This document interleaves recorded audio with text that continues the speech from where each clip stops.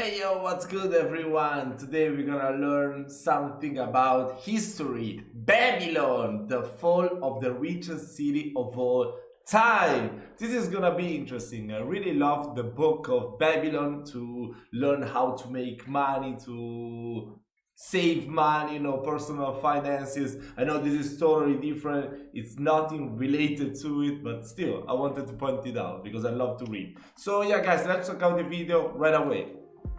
4,000 years ago, there was a powerful, progressive, and incredibly wealthy city. It developed into one of the greatest cities in the world. The streets were paved. Numerous gates led into the walled city that had over 250 towers that were at least 100 meters high. This is where modern writing and Wow, that's crazy. I don't really know anything about Babylon. I gotta say this. I mean, I know the minimum, the stuff from the Bible. I don't know anything else, so this is gonna be very interesting. mathematics were invented. Ferries, roads, and drawbridges ensured efficient transport. And the mythical Hanging Gardens were a feat of engineering and were one of the 7 wonders of the ancient world. The city's wealth was unimaginable. The people created impressive works of art out of gold. There was a golden image of Baal, a beautiful table that was supposedly made of 22,000 kilos of pure gold, with a golden lion and a golden statue of man. The majestic royal palace was the largest ever built in world history. Babylon used to exist in what is now modern-day Iraq. Everyone has heard of Babylon, or at least of the tallest tower in the world at that time, known as the Tower of Babel. But how did this incredible rise and dramatic fall of Babylon and the Babylonian Empire come about? Before we get started, be sure to hit that like button and ring the notification bell for more videos. The birth of Babylon. After the fall of the Akkadian Empire, 2 new empires popped up and began to claim the nearby land. The Babylonians were in the south, and the Assyrians were in the north. The Babylonians would be the first group of people to create an empire that would claim the entire country of Mesopotamia. The city-state of Babylon has been in Mesopotamia for years, but things were now beginning to look up for Babylon, as it seemed they had claimed the majority of the land for themselves. When the Akkadian Empire began to fall, the Amorites moved in to claim their territory. This all took place sometime around 1792 BC, when King Hammurabi was elected ruler.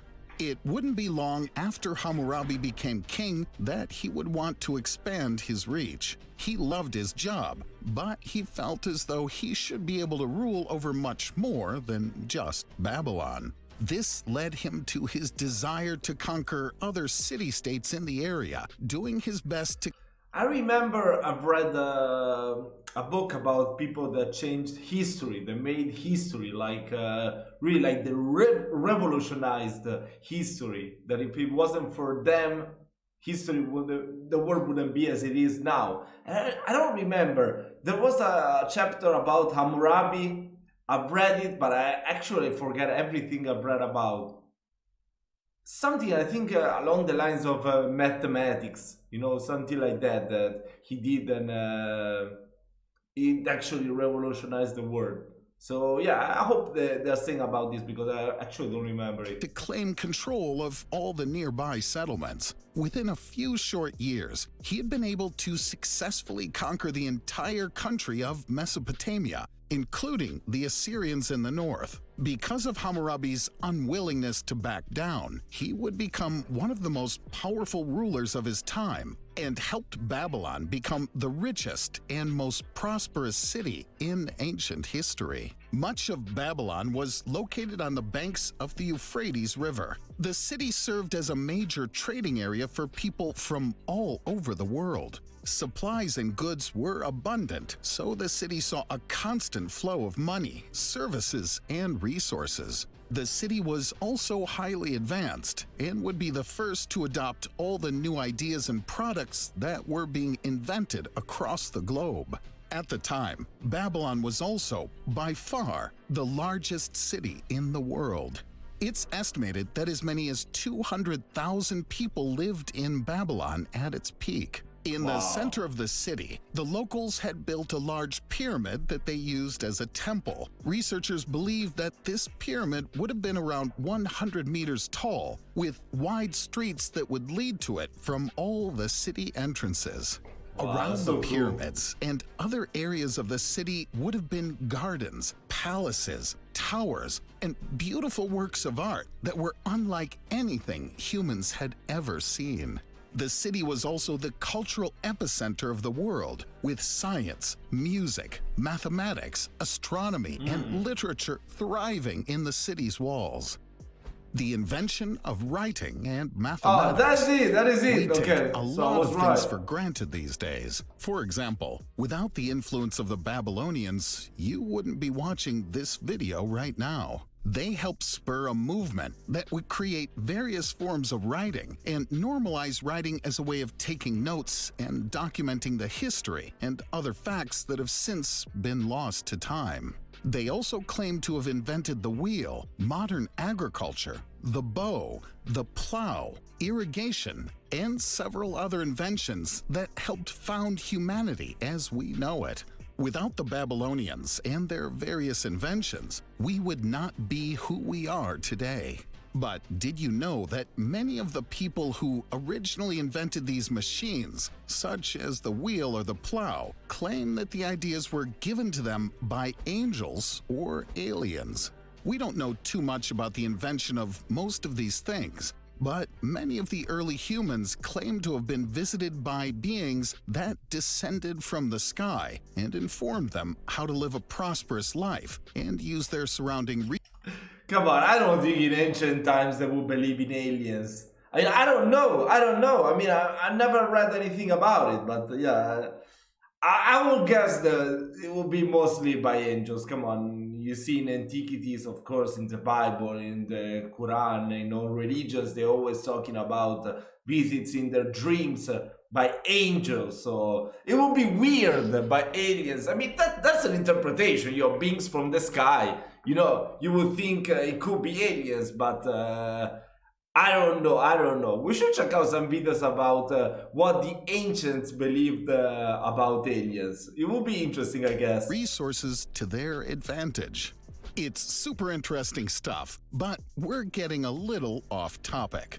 Anyway, the Babylonians helped invent the first form of a writing system that involved clay tablets that would be engraved with wedge-shaped letters. Damn, what the fuck? How do you even read that? That's crazy. This helped document much of their history and how they created early mathematics. To put this into perspective, these writing methods allow us to know more about ancient Babylon than we know about ancient Egypt.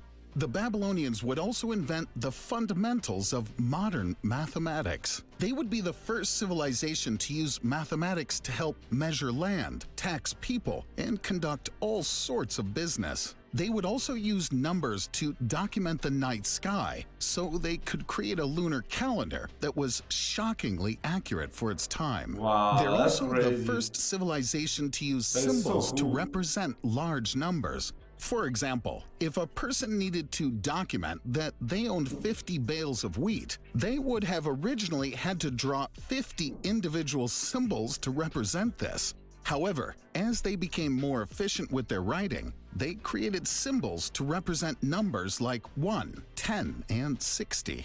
We also have reason to believe that the Babylonians developed the first abacus, which is essentially an early version of a calculator. Written law. But I don't understand. They use it didn't say if they use the numbers. It said symbols. But did they use the numbers? But I think the numbers were invented by the Arabs, if I'm not mistaken. So they must have used some symbols to keep track of everything. That must be it. Because even the Romans, come on, the Romans didn't use the number. We have the Roman numbers. They use the letters as numbers.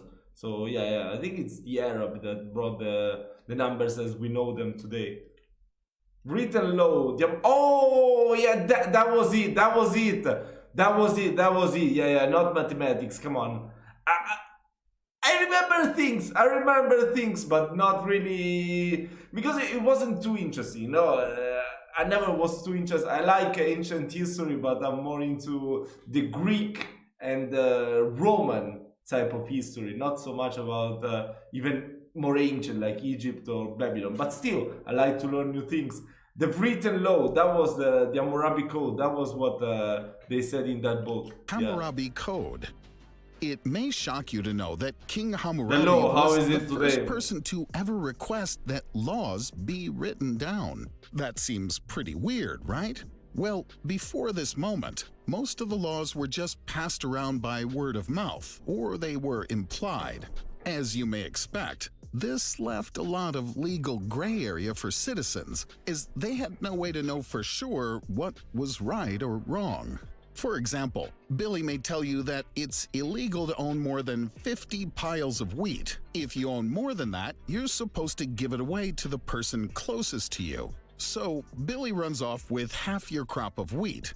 Little did you know, Billy was lying. Billy robbed you.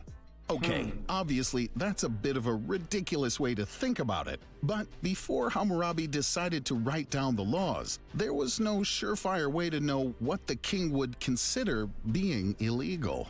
Hammurabi asked some of his workers to create giant pillars that would list the various laws of the land. At the time, there were just 282 laws, much different from today's world when there are thousands of laws we have to abide by. Most of Hammurabi's laws were strangely specific, but these rules would serve as guidelines that could be used if similar circumstances were to occur. For example, what you should legally do if your neighbor convinces you to give him all of your wheat. There were tons of laws that would help regulate businesses, make sure you paid your workers their wages, rules for trading, rental prices, slave prices, the list goes on and on. There were also the obvious laws that would dictate what would be considered criminal behavior and what would happen to you if you were caught breaking the law. There were even laws about adoption, marriage, and divorce.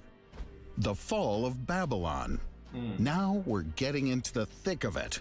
What caused this incredible city to eventually crumble? Greed. I guess it's greed, right? Time?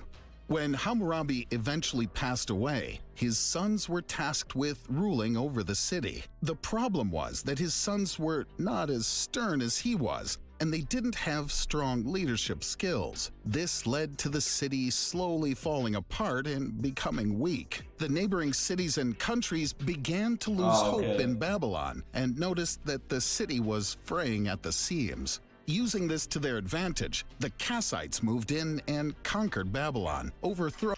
Okay, so that's pretty much like what happened with Alexander the Great, right? Come on, after he passed out, his how do you say, his legacy, come on, sometimes I forget the words. His legacy couldn't keep up with what he has done. I mean, he conquered half of the half of the eastern world. Come on, places that nobody even know existed at the time. That's crazy. So the legacy couldn't keep up with all that territory. So that pretty much what happened with Babylon too. Throwing the new leaders and claiming they the were city whack. as their own.